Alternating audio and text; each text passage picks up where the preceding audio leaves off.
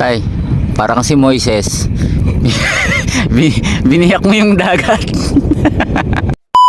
Ngayong araw nga mga ka-baby G ay isasama ko ng binan ko sa kanyang bukid. Dati ayaw niya akong isama pero ngayon isasama niya na ako dahil ipapamana niya na sa akin to. Joke lang po, ang ganda nga pala ng Sierra Madre no? Kawai! At dumating na nga kami sa kanyang bukid at nagpaplano na kami ng aming mga gagawin. Maya-maya pa ay nakita namin si Tito Rolly at mayroong siyang bitbit na mabigat. Yan. Ito. Grabe, ang bigat din pala nito, no? Ito raw yung para sa tubig. Ayan, tatlo na kami nagpaplano ngayon. Sisimulan na namin ni Tatay ang paglusong sa bukid. Kailangan pala.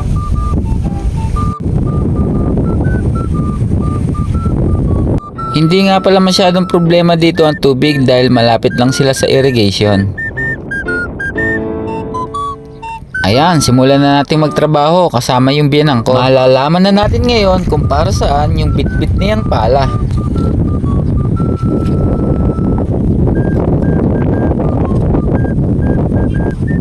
Ano yan tay? Para sa tubig?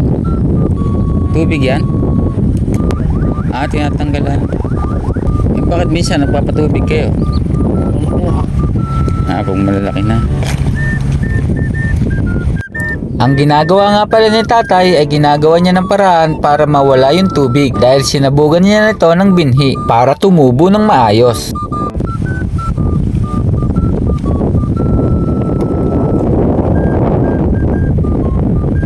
Grabe, ang sipag talaga ng biyanan ko. Tinatanggal nga rin pala ni Tatay yung mga kuhol para hindi makaistorbo sa pagtubo ng palay. Ay, kuhol. Naalala ko dati nung bata ako eh. Mumuha ako dyan eh. Tapos binibenta namin sa may mga alaga ng itik.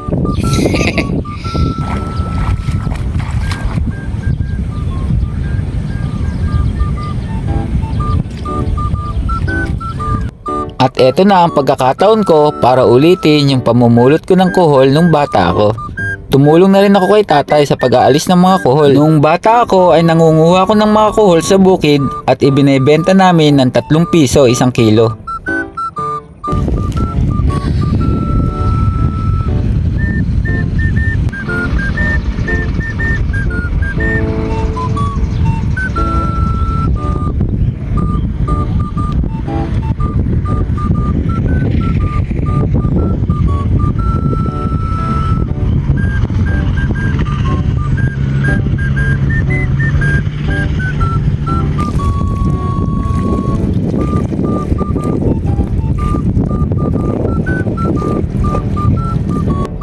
Ayan, malapit na kaming matapos ni Tatay. Grabe, alam na alam niya ang gagawin pagdating sa bukid.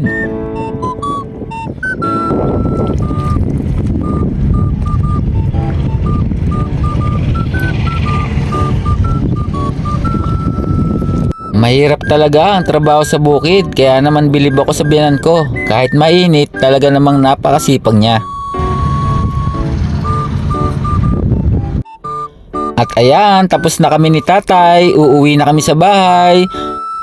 At syempre, isosolid na natin yung ginamit nating pala sa tricycle. Tinanong ko rin pala si Tatay kung paano maglilinis ng paa dito raw sa may irrigation. Sabi ko sa kanya kung pwedeng maligo sa irrigation, pwede naman daw, iihi lang muna siya.